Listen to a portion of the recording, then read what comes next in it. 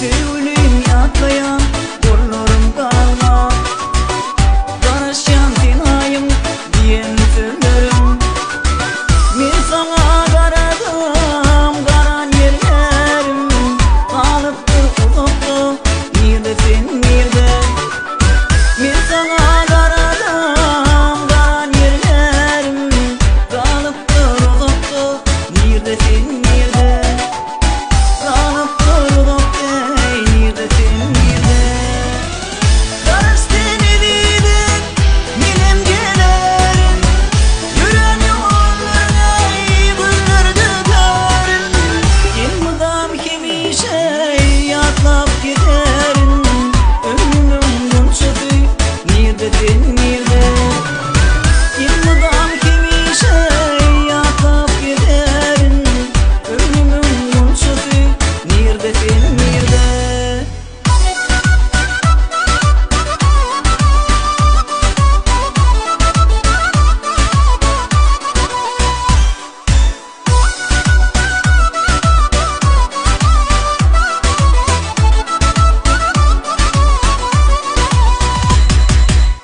Aşık men tüylüyüm, karayan daştan. Geceler okuma, gözlerim yaştan. Duysam da edirim, senin kötülüğünü. Aramı bulup dur, nerede sen nerede? Duysam da edirim, senin kötülüğünü. Aramı bulup dur, nerede sen nerede? Aramı bulup dur, nerede sen nerede? Karıştın edildin, benim gelerim. Yüren yollarına bunlardı karın. Yılmadan kimi şey yatlap giderim. Ömrümün bunçası, nerede sen nerede? Yılmadan kimi şey yatlap giderim. Ömrümün bunçası, nerede sen nerede?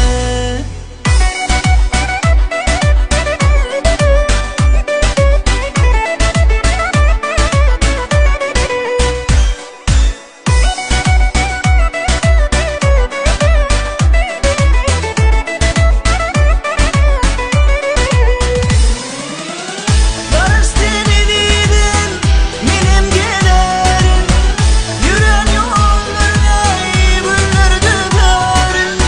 Yılmadan kimi şey yatlap giderim.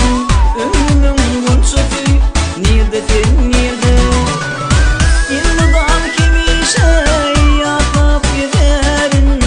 Ömrümün bunçası, nerede sen